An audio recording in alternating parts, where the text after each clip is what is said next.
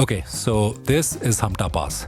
Exactly 40 days from now, I will be running a 36-kilometer trail running race out here. Now, I'm not a trail runner, nor a marathon runner, not even a weekend runner, but I've been consistently training hard for the last 20 days.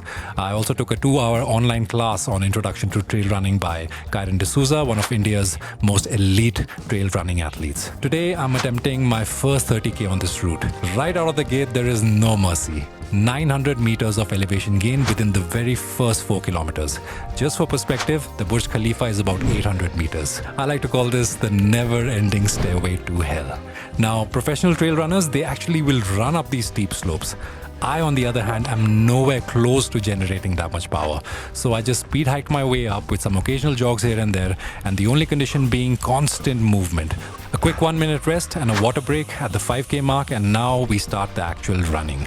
The conditions were quite foggy and muggy, and I was feeling really strong on this next 5K, which was pretty much a flat run on the road. And then comes the actual starting point for the Hamta Pass trek. This is where the technical section begins. Unfortunately, because of the monsoons, it's all wet and slippery and mucky, so I couldn't really speed up too much over here. Next up, a quick water refill, and I have to say, man, the fresh mountain water really charges you up. A quick dance just to remind myself that it's all about the fun and not to take myself so seriously.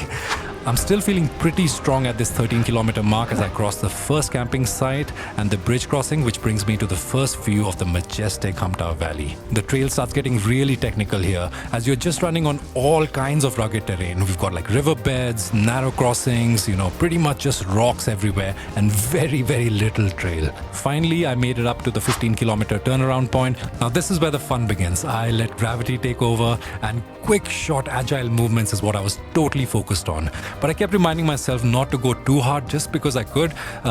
There's still a long way to go. Back on the flat road section at about the 22-kilometer mark is when I started feeling the fatigue. Kilometer 25, I really started craving some sugar, so I stopped for a Chota Coke. Okay, now it's time to run down the Burj Khalifa. You might think running downhill is easier than uphill, but in reality, it's quite the opposite. Running downhill really takes a toll on your knees, your thighs, and most of all your hips and your lower back. And I soon realized I was reaching my upper limit at about the 27-kilometer mark, and finally my lower back just gave in. The pain was just too much to handle.